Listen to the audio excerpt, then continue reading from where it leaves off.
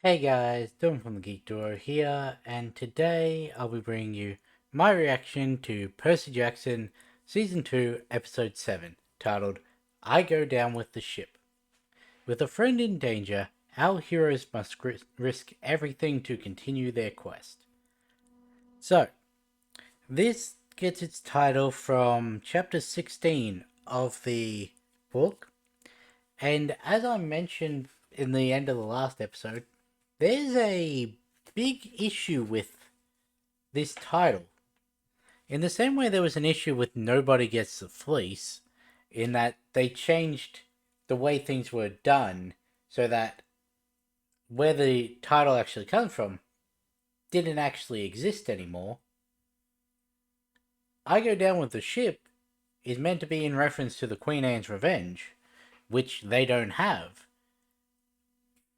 So obviously the only ship that there is the Princess Andromeda. But as I mentioned, that needs to survive until season 5. So I don't know. There's also the thing that chapter 17 technically isn't needed anymore because they're heading towards the Princess Andromeda. Chapter 17 was about how it's titled We Get a Surprise on Miami Beach. It's about how once they left the Sea of Monsters, Luke and the Princess Andromeda were waiting for them in Miami Beach. So I'm assuming the stuff in that chapter is getting fused with what little is left in chapter 16.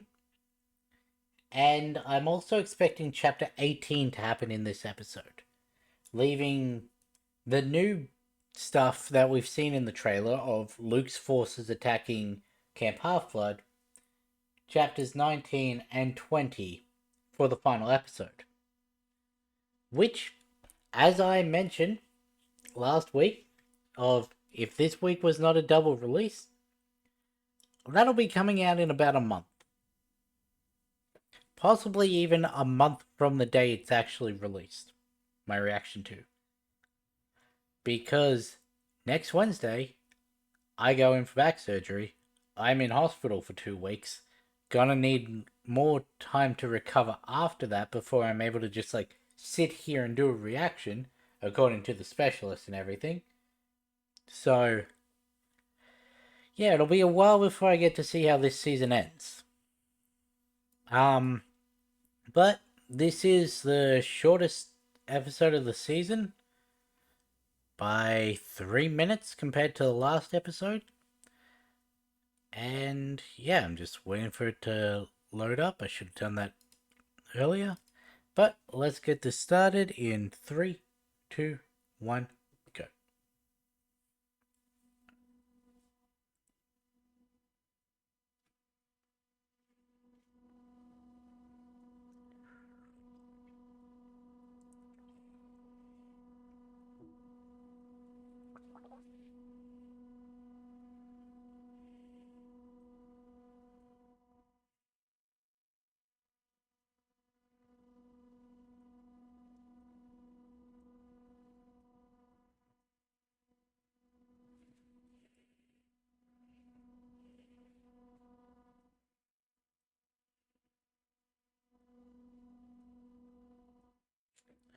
Well, that completely changed the context of that scene of Luke assuring Percy that Annabeth is going to be okay.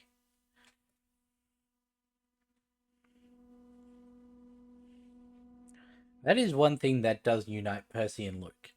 Normally they're mirror opposites, but they both care a lot for Annabeth.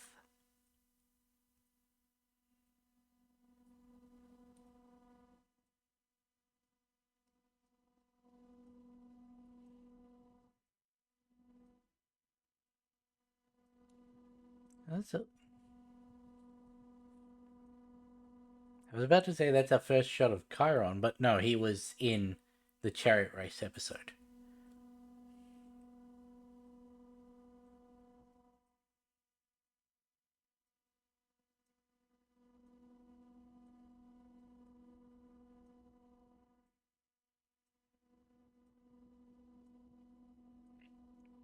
She defeated the Furies? All three of them?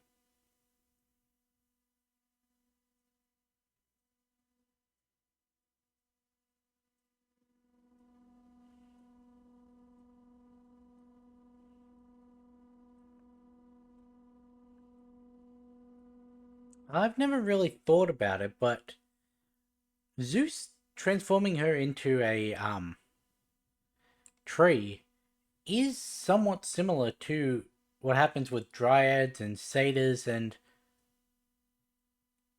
all of that when they die. Like they receive a blessing and um they turn into something else.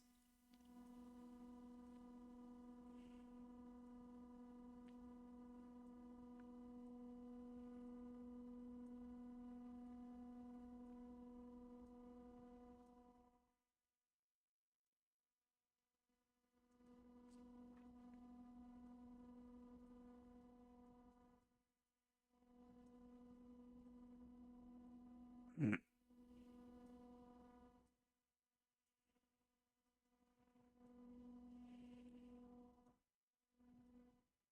Allison didn't care if she was fully healed or not.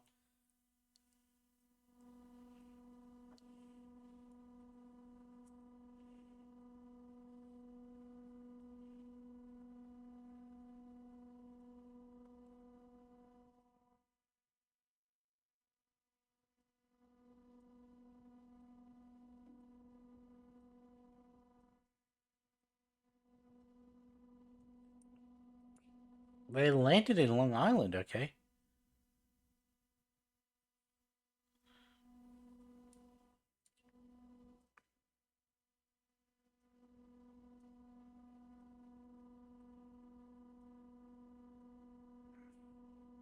No, that's not Allison.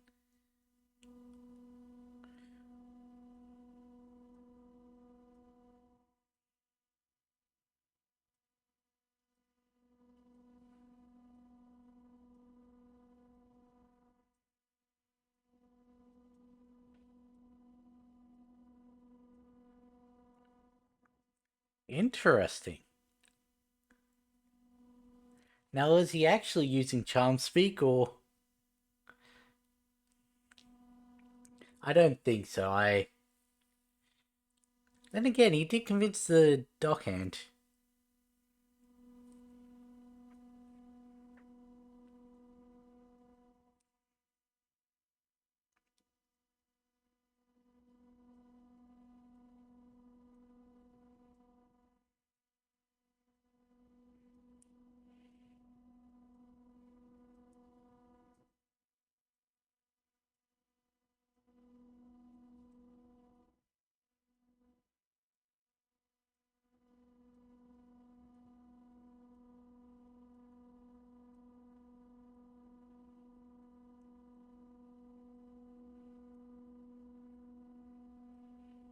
No, that doesn't. He can't give you his history on the boat.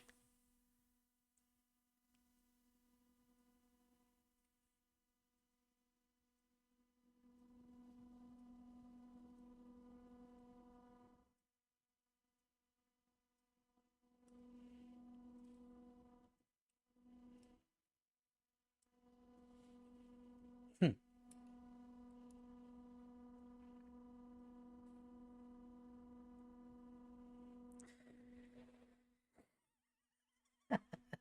That was always gonna happen.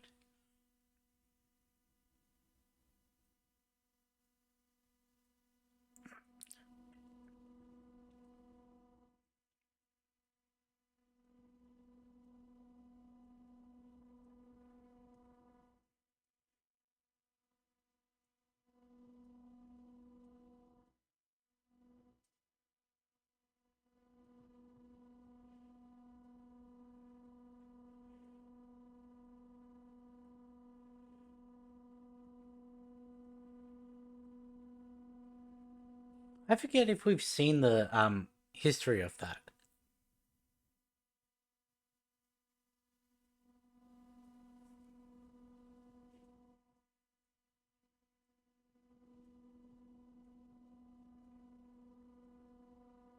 Technically, they didn't try to blow it up. They just blew up the Lace Dragonians. And that wasn't her.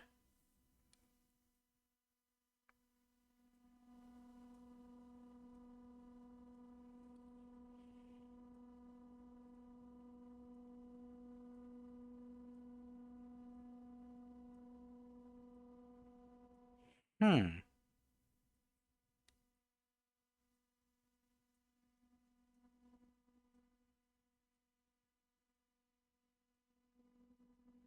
I like the power crawling up the gold lines. Does he have a little bit of gold in his hair? There was one piece that was very shiny.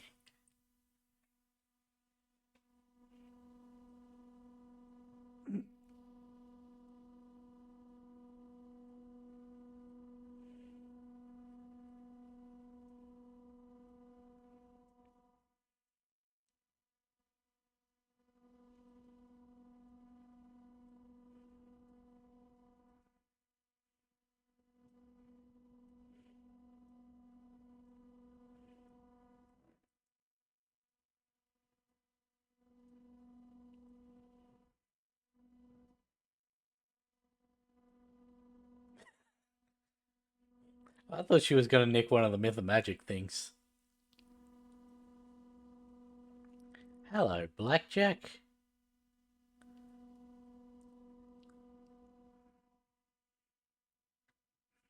Hmm. I did have a thought before this episode, and I'll touch upon it afterwards.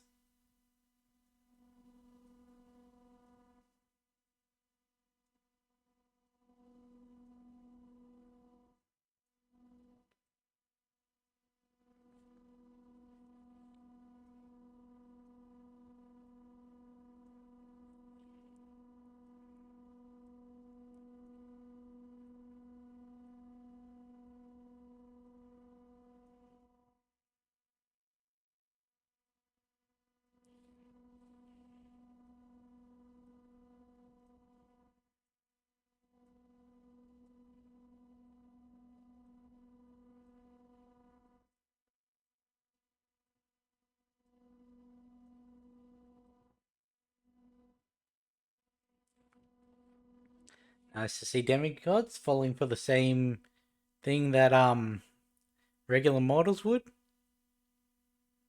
Just wandering towards the weird sound alone.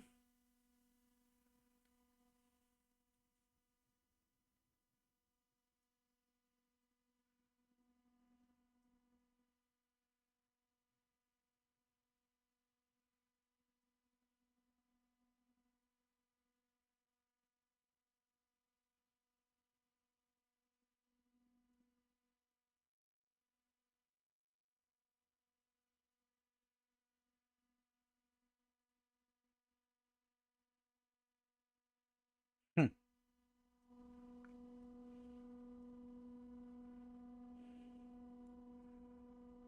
I was hoping we got to hear Blackjack.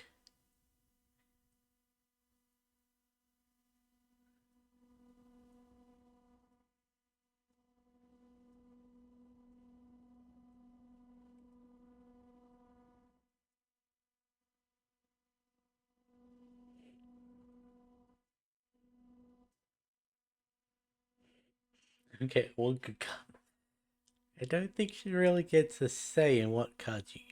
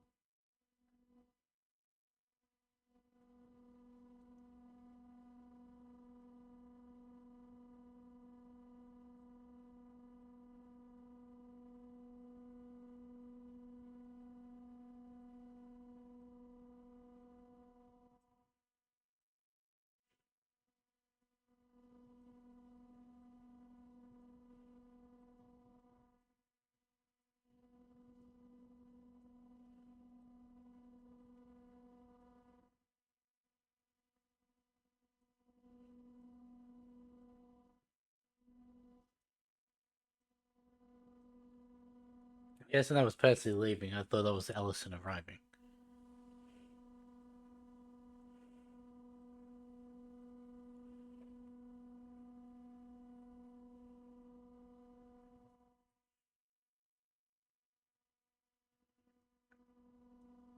She didn't really seem surprised that Percy did it over.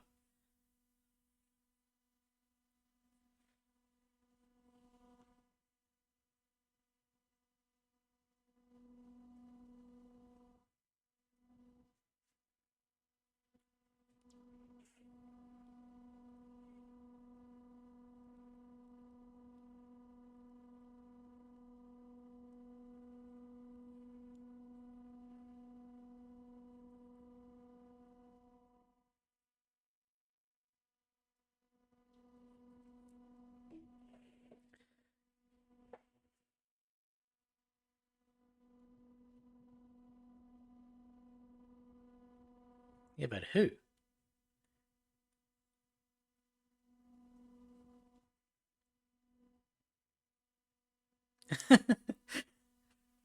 Okay, that's fair.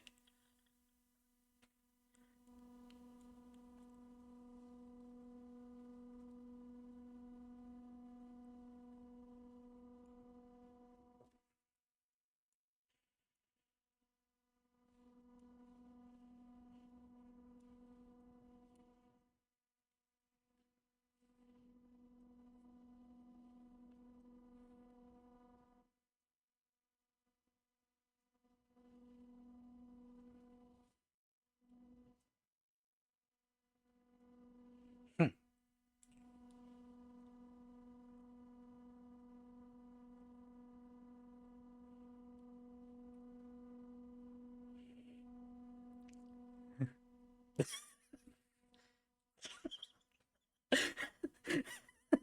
That's a fair reaction. She didn't even get her groceries.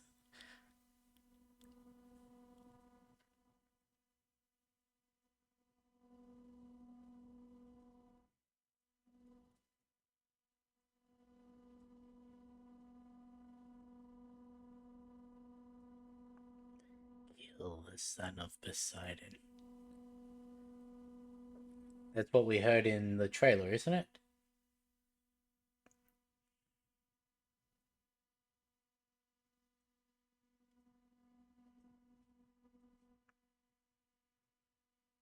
I don't even know if what I said came through because of my noise gate, but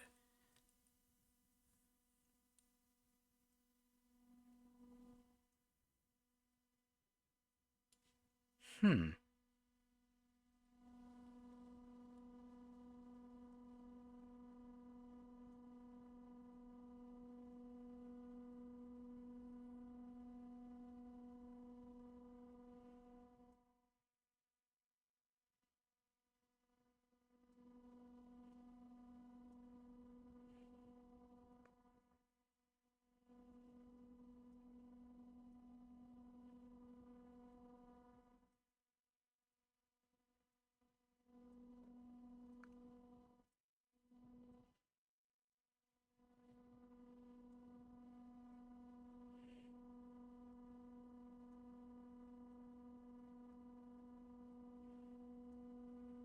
Hmm.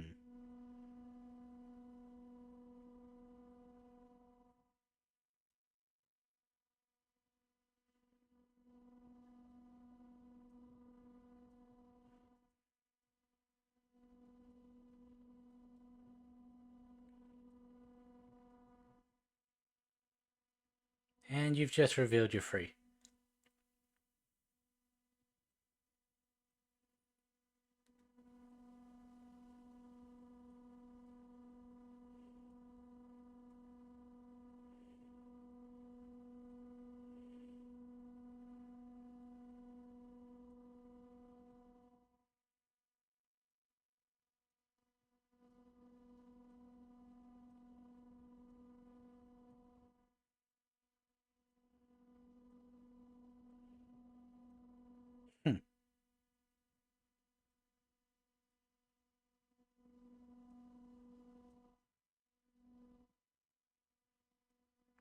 He did he say, I'm assuming that's Kronos calling him.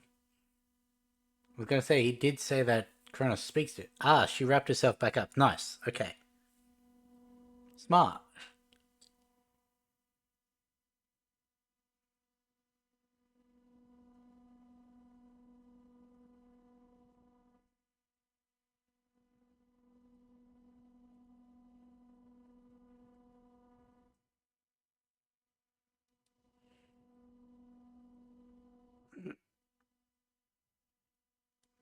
Was that the one that Tyson exploded? So he didn't die.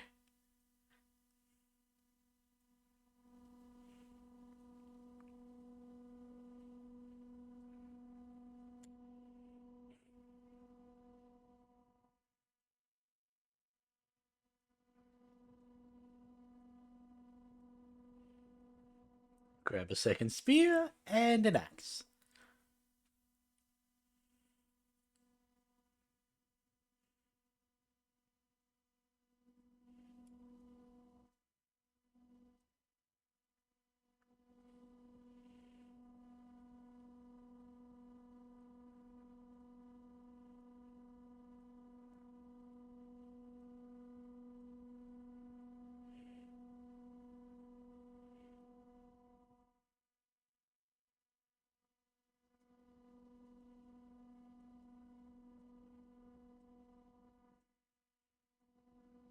Hmm.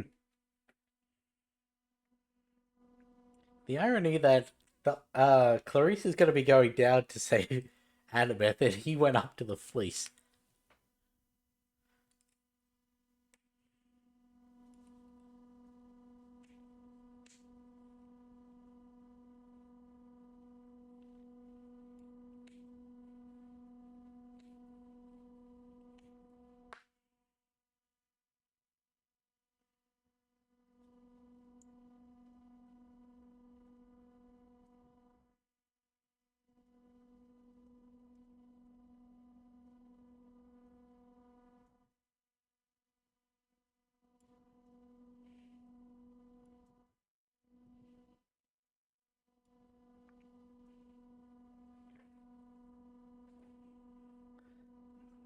In endless sleep, his soul goes played.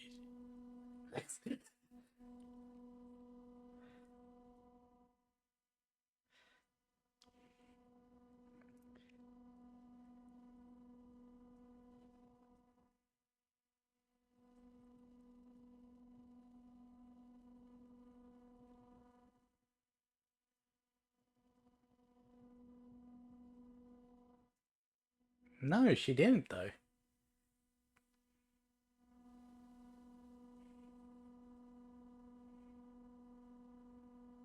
I'm surprised we got that much of the Great Prophecy.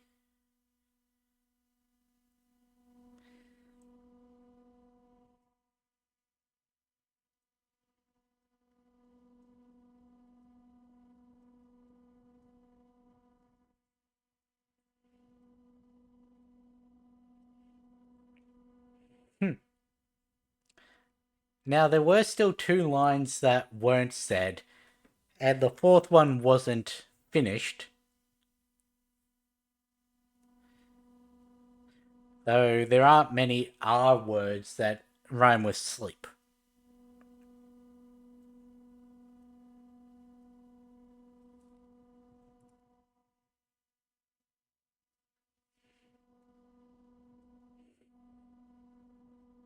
Sup?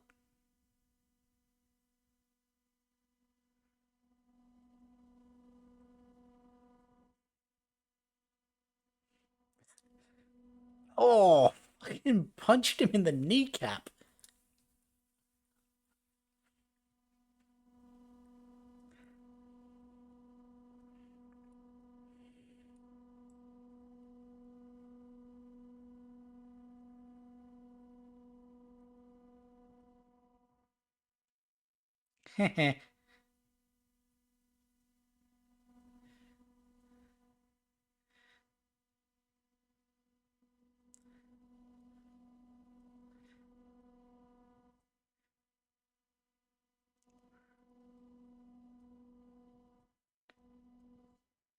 There it is.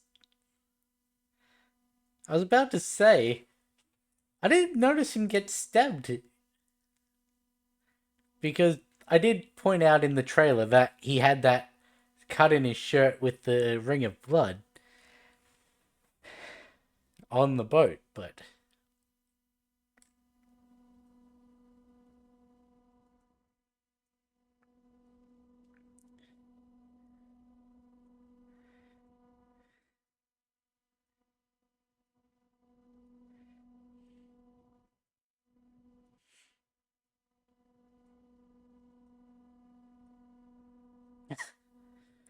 that must have been her knocking him out.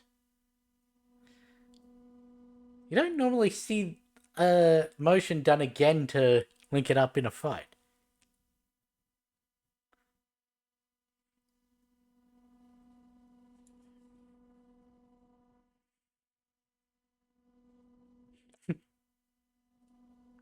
Well,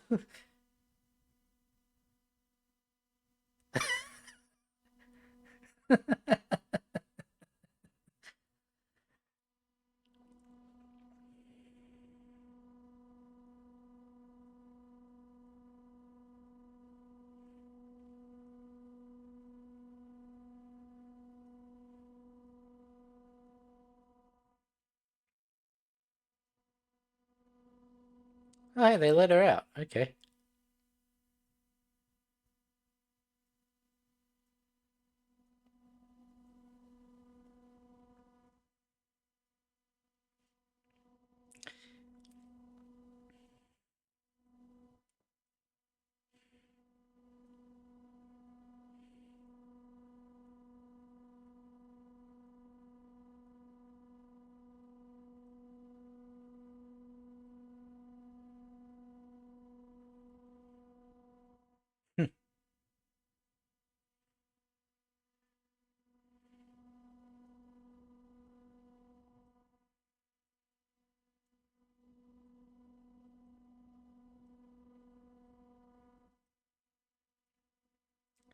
This is what I was gonna talk about when I saw Blackjack earlier. That the whole fly home alone rather than her being sent off for a plane ride.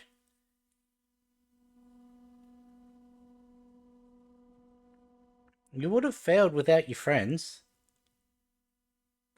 and now you're flying home alone.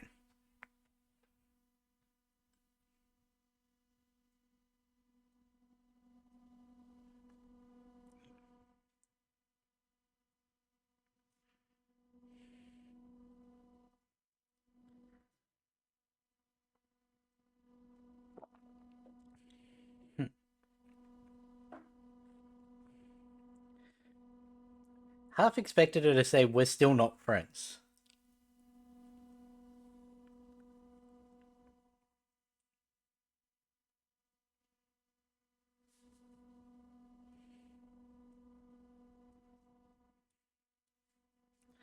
That little tent there, or had a hippocampus on it. I did notice that. Well, I didn't notice it. I had it pointed out to me that a lot of the activities and locations on the ship that we saw in season, well, episode 3, I think it was, were all Greek inspired. You called my mom?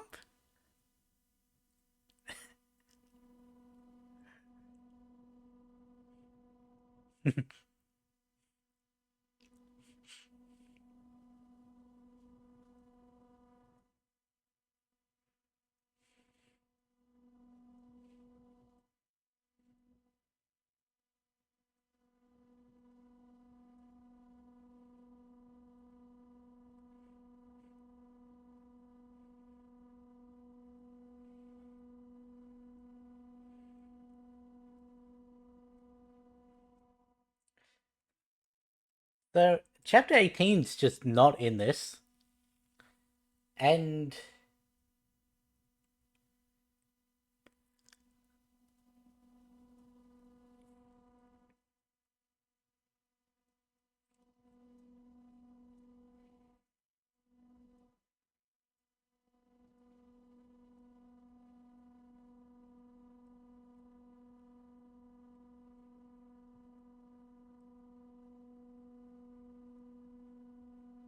Hmm.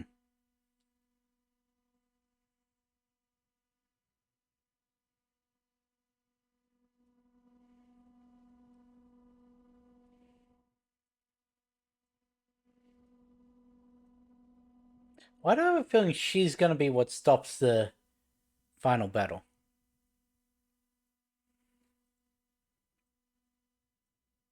Hmm.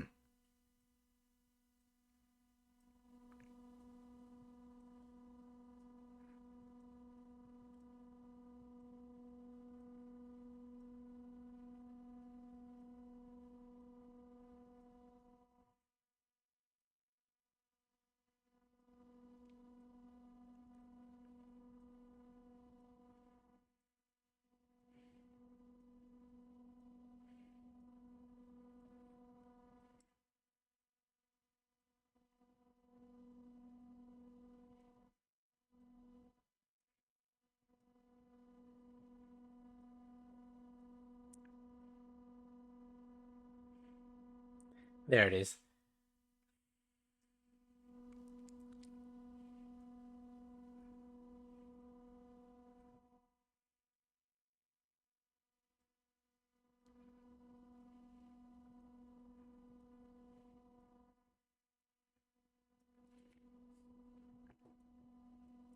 Okay, so um,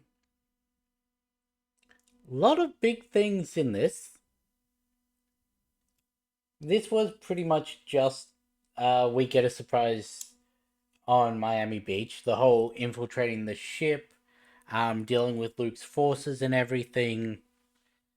Um, the whole battle between Luke and Percy, freeing Blackjack, all of that. All that happened in the book. It's early was I don't remember if it was the end of book one or the start of book two, like when they first get on the Princess Andromeda, where Luke is challenged to a fight by Percy, and he's like, I'm not the war god, you can't goad me into a fight. And so Percy tries again when they're all on the Princess Andromeda at the end of the book, and but this time he does it in front of Luke's forces, knowing that if Luke backs down from the fight, he will appear weak in front of his group. If Percy wins the fight, Luke will appear weak in front of his group. They're also fighting on the pool deck, so Percy has an advantage. He still gets beaten by Luke, and it isn't until now Iris messages weren't taken down in the book. I can understand the whole shutting it down if the enemy side's using it to communicate. Really, he could have just told Iris, hey, don't accept it from these people. But Iris is off doing her own thing. So what they did was when they were on the ship, Percy had a drachma. He discreetly started an Iris message. Um, while getting Luke to gloat about his plans and everything. And he's like, Um, oh, so you tricked everyone, even Mr. D at Camp Half-Blood, which is what triggered the Iris message to send it straight to camp. Um, and then he's like, "You're the one who poisoned the tree. You're the one who did such and such and such all throughout everything that led up to this book and at the start of it." And Luke's like, "Yeah, of course, you already know this." But they didn't. And he turns around to see Mr. D, Tantalus, the entire dining pavilion, and then I think is when Percy challenges him to the fight. Um, so they're fighting. Blackjack gets freed. Percy's losing. All of a sudden, arrows, trick arrows like boxing glove and stuff like that, they start hitting Luke's forces, and all of a sudden, the entire top of the ship is overrun by centaurs. Centaurs wearing party gear, like the drink hats or novelty shirts. A couple of them have confetti cannons, if I remember correctly. And they are the party ponies. Chiron's wilder cousins, which is where the title for chapter 18, The Party Ponies Invade, comes from, is they invade the Princess Andromeda. They get Percy, Tyson, Annabeth, Grover off of the ship. We get to actually see how centaurs travel, which is they sort of like compress space to make be able to travel long distances a lot quicker. Um, which is sort of what was happening with the Grey Sisters at the start. And I mentioned then that we do see this a couple times of just magical related travel moving a lot further through mortal space than should be able to be done in the time it takes. And yeah, so all of that is out. There's no proving everything to the camp. There's no clearing Chiron's name. There's no bringing the party ponies into it. Um, the they just fully say that they're gonna use the fleece to heal Thalia, bring her back, which never was a thing they thought of happening in the book. That is where the title for chapter 20 comes from. The fleece works its magic too well, in which they go to camp, they put the fleece on the tree, heals the barrier, everything. The next day, Percy's woken up by an alarmed Grover, I think it is, saying something's happened on Thalia's Hill. They all run up. Chiron and some other campers are running up. There's a girl lying on the ground and another girl standing over her. Because Annabeth was on guard duty the night before. So Percy thinks that Annabeth has been attacked and is on the ground. Um, hmm.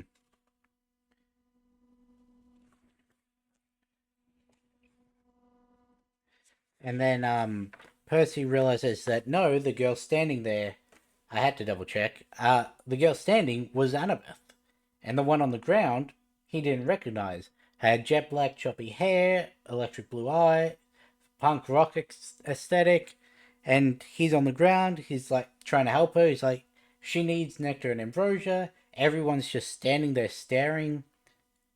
She opens her eyes and he's like, "Hey, it's okay. You're at camp. Who are you?" "I'm Thalia, daughter of Zeus." And that is how the book ends. Of surprise, the fleece was able to bring Thalia back.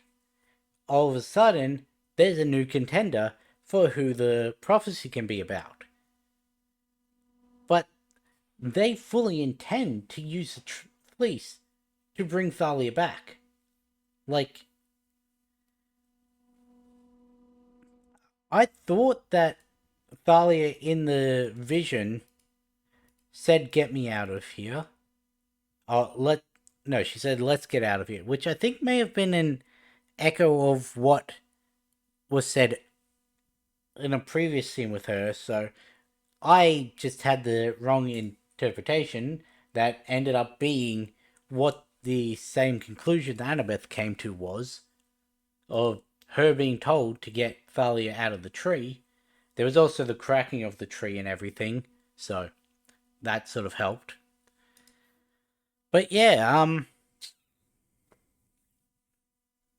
the episode was good. What was in the episode was very entertaining.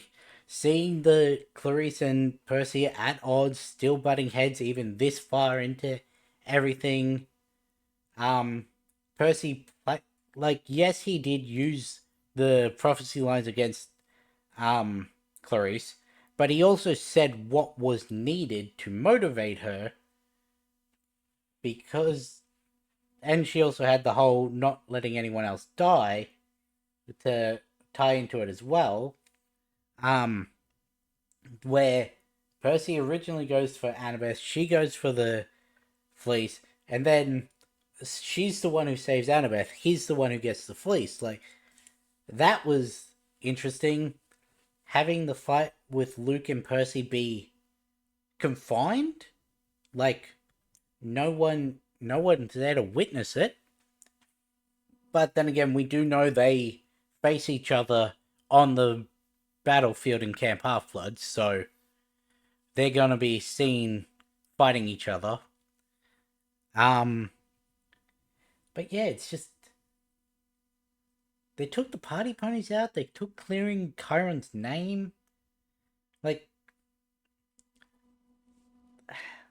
I guess here's the thing: Chiron was already gone by the time the season started. So them saying, "Oh, Luke's the one who poisoned the tree," yeah, that's not going to do anything to clear Chiron's name because in the book he was fired because the tree was poisoned. Here he was fired and then the tree was poisoned. So revealing that Luke was behind everything doesn't really do anything to clear Chiron's name. There's also the fact that they wouldn't be needing to tell Mr. D. He has no say over it. This was an issue by Zeus to fire Chiron because of his relationship to Kronos, being Kronos' son. And so need to be something else to like change that. I don't know what's going to be revealed. Um yeah, I don't know what's going to happen, but I guess they didn't have the party ponies because the party ponies wouldn't have had a reason to have been notified of what was going on because Percy revealed to Mr. D what happened. The Iris message cut out. Luke and Percy were fighting. Mr. D contacted Chiron, said his firing was ended, told him about Percy on the Princess Andromeda. That got the party ponies to the Princess Andromeda. They then saved them, got them back to camp. Like, that's the sequence of events. So, I guess, yeah, it wouldn't be any reason for the party ponies to show up in the way they've structured this. Hmm.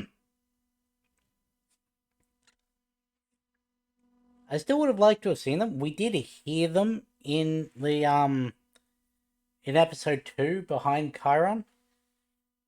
But yeah. I am surprised they gave so much of the great prophecy.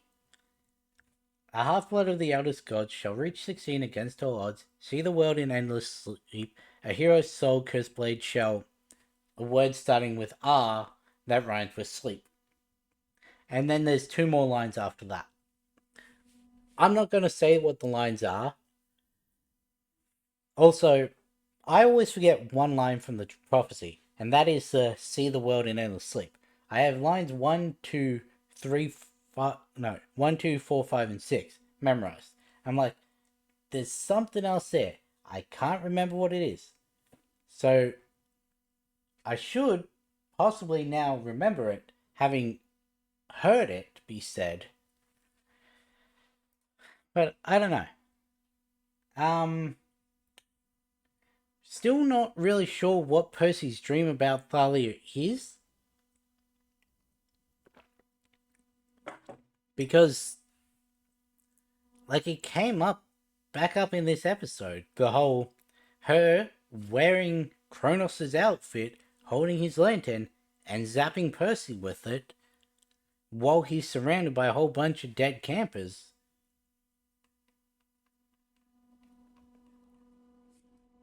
Because,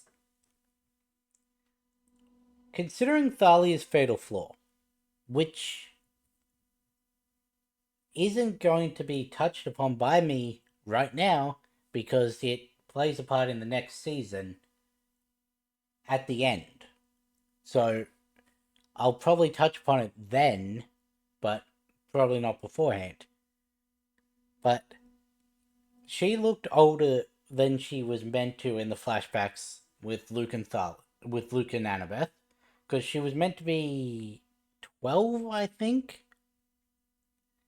I think it was Annabeth was 7, Thalia was 12, Luke was 14. And well, now that I already spoiled that they do successfully get Thalia out of the tree. As I was saying that, I realized what I was doing, because they only had the plan to try it, not anything that it would work. But when she gets out of the tree, despite it having been like 6 years, I think it is 12, 13, 14, 14, no, 15, 13, 14. Percy must have been 13 when he started. Because books 3 and 4 happen within the same year. One's wintertime, one's summertime. And what was I talking about? Oh yeah, so it would have been about 6 years since she became a tree, and um start of book 3, she's like, I still don't really know how old I am, and a character who has not been introduced says, judging by how you look, by the way your body aged, because this character is able to see more than what regular humans are in terms of people. Um, and also your time as a tree. It looks like you've aged about half as much as you should have. So you're about 15. And that's the whole timeline of book 3 is Thali is 15. A half-blood of the eldest gods shall reach 16 against all odds. So I'm guessing they're taking away the fact that she aged in the tree, because and just have her 15 at the start. I'm guessing that's what they've done. And I did say that in my trailer breakdown. But suddenly having a daughter of Zeus, someone who Luke says hated her father, disliked the Olympians for reasons that we haven't explored yet, and all of a sudden she's out of the tree. She's 15. Kronos is coming back. Yeah, I can see. But Percy also said dreams don't lie. And what we know from demigod dreams is they don't lie. So, yeah, I really don't know how to interpret. Now, I did hear a interpretation of it as Thalia came in, a daughter of Zeus, about 15, holding a lantern. And then Percy wakes up and then lights a lantern of his own, sort of like a metaphorical passing the torch of, like, she shows up with the lantern, hits him with lightning coming from the lantern, and then all of a sudden he lights his own, sort of like a, I was the one who the prophecy they thought was about, now you're the one who they think the prophecy is about. It's in relation to Kronos. It's just a whole bunch of things mixed together, not actually showing exactly what it means, but showing little pieces of several different things it means. But that, I don't know. Also, just calling Sally to come pick them up is funny. I guess, yeah, that's more understandable with them being in Long Island instead of down in Florida. Because I don't think she'd have been able to go pick them up that quickly, traveling the whole way down the East Coast. But yeah, I am surprised they sidelined Grover and Tyson so much.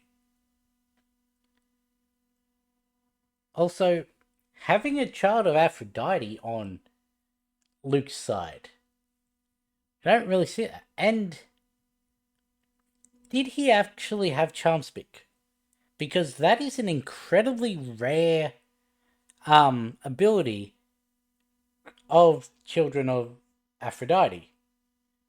It's basically an extremely high charisma stat. You're able to persuade people to do what you tell them, pretty much. It's more explored in the sequel series, Heroes of Olympus, which one of the main characters is a daughter of Aphrodite who has that ability. It's implied that a character from the first series did have the ability, though I don't think we ever actually saw it. Um, but yeah, because there are there are abilities from the gods that pretty much every child of that god gets.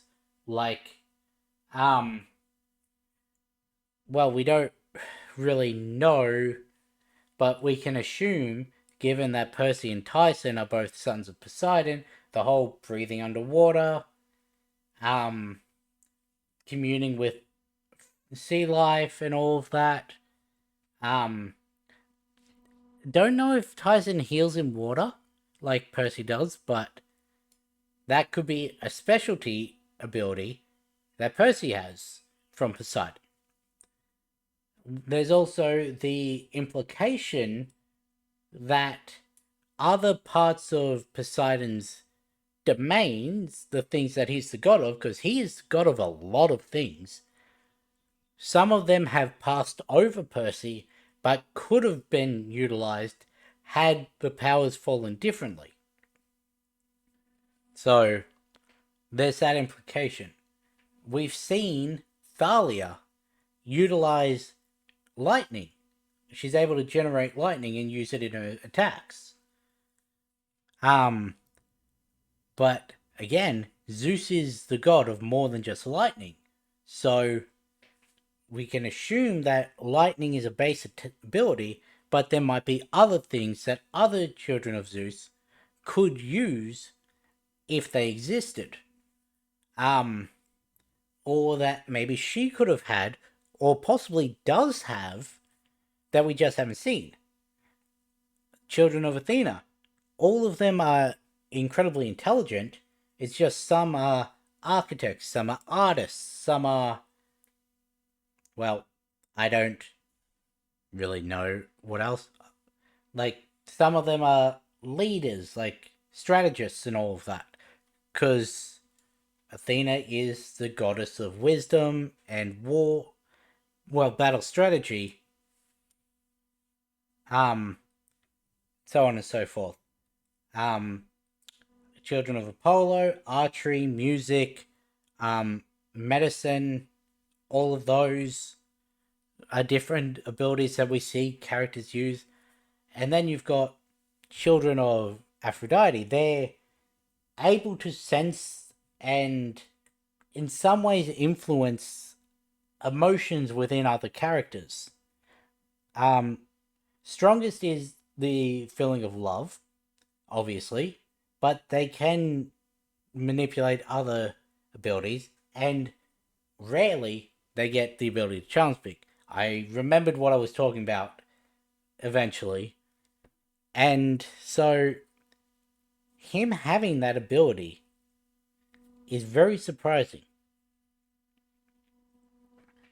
And I still don't know whether it's just him being a persuasive person and Clarice just using that word to um say, just stop using your honeyed words to try and convince us it's not going to work, or if she actually knows he has that ability.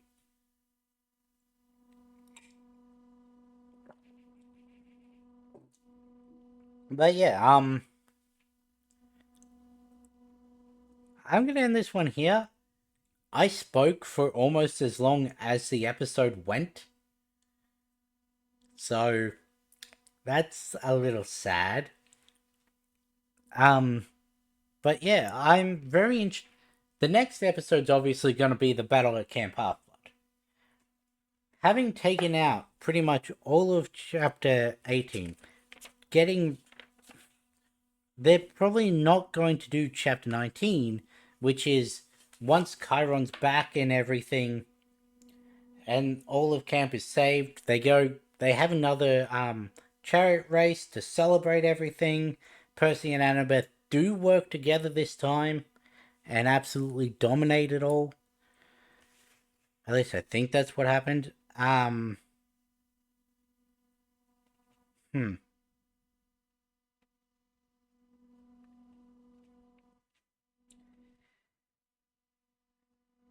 Huh. So there was parts of the prophecy that were revealed in that book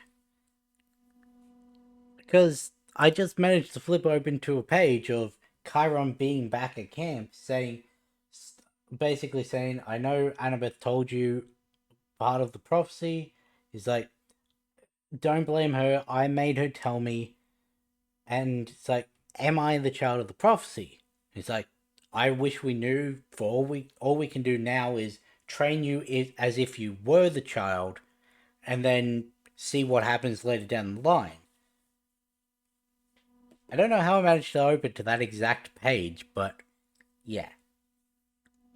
I couldn't find the second chariot race because I don't see them doing that after a massive battlefield where we see in the trailer some people don't make it. Um, and we already have all the setup in chapter 20 done. We don't have any of chapter 18 done. Like, and it wouldn't make sense for it to happen unless the party ponies come to save camp. In which case, I've spoiled that, so. But I'll find out in a month. And with that being said, I'll catch you in the next one.